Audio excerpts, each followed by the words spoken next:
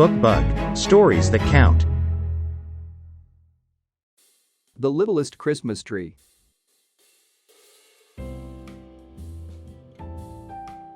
By R. A. Herman, illustrated by Jacqueline Rogers. It was December 20th, only 5 days until Christmas, and the littlest tree was at the Christmas tree stand on the main street of town. There were all different kinds of evergreen trees at the stand: spruce, firs, and pines. The trees were all different sizes and shapes, tall, thin, fat, and short, but the littlest tree was certainly the smallest. The littlest tree had a big wish. "I wish that someone would take me home this Christmas and make me beautiful with decorations. Then everyone would gather around me to sing my favorite Christmas carol. Oh, Christmas tree, oh, Christmas tree, how lovely are thy branches, I can't wait to be a Christmas tree." On that beautiful winter day, when the sky was bright blue and there wasn't a cloud to be seen, Gabriel and Simone came to the Christmas tree stand with their mom and dad. "Oh, I want this one," cried Gabriel, running right up to the biggest fir tree. Simone said, "Twee." "See," said Gabriel, "Simone wants this one, too." "Oh, no," said Mom. "This one is too tall. We would need to put a hole in our ceiling for it to fit in our house." When the littlest tree heard this, it thought, "Maybe they will want me to be their Christmas tree if the fir tree is too big. I could easily fit into their house." But the family looked at all the other trees without even glancing at the littlest tree. They studied and measured each one until they found the perfect tree. Early the next morning, when there was still some frost on the trees, an old man and woman walked by the stand. The littlest tree stood up as tall as it could, shook out its needles, and tried to look its very best. As they looked at the littlest tree, the old man said, "This one is small enough for us to carry home ourselves." "Isn't it sweet?" said the old woman. But just then, they noticed the biggest tree standing up tall and said, "What a beautiful tree. This tree must be older than you and me combined." And they asked the man at the stand to carry it to their house.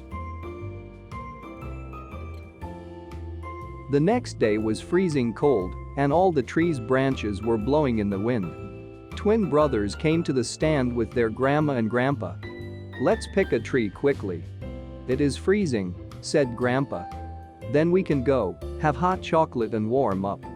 They chose a tall, skinny tree and ran shivering to their car with it and drove away. All the next day, people came to the stand to find their perfect Christmas trees.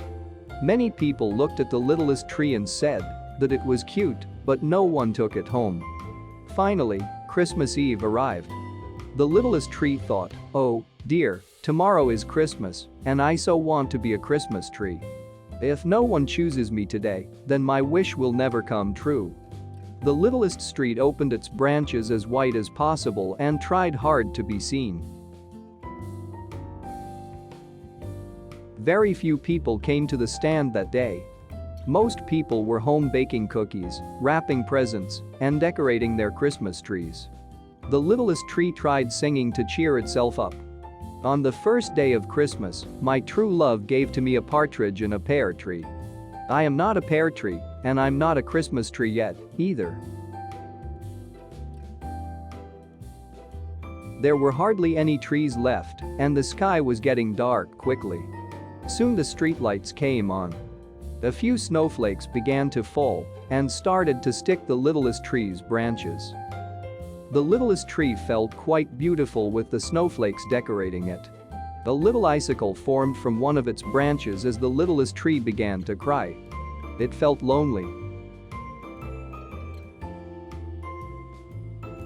The man was getting ready to close up the stand for the night. He wanted to get home to celebrate Christmas Eve with his family. He still had a lot of presents to wrap. As he was leaving, he glanced at the littlest tree. He picked it up and put it under his arm. "Where is he taking me?" the littlest tree wondered. They walked for what seemed like forever and then suddenly stopped. The man carried the littlest tree inside, where it was warm and smelled of yummy things.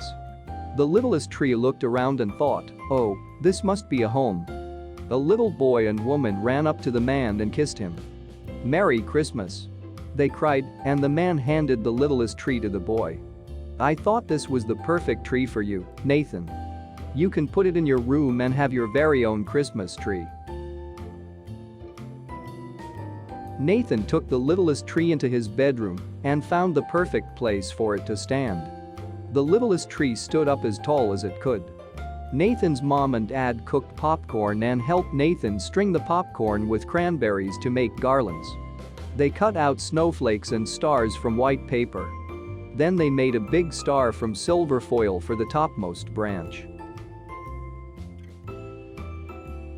They strung tiny twinkling lights on the littlest tree, and Nathan decorated it with everything they had made. He even put presents under the tree. The littlest tree was so excited, it felt 10 feet tall. "Oh, what a perfect Christmas tree," said Nathan. They all gathered around the littlest Christmas tree and sang, "Oh, Christmas tree, oh, Christmas tree, how lovely are thy branches."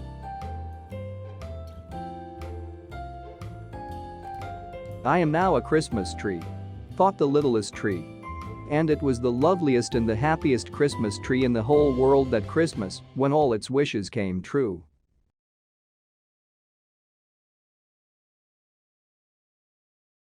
Stories that count. Subscribe now for more.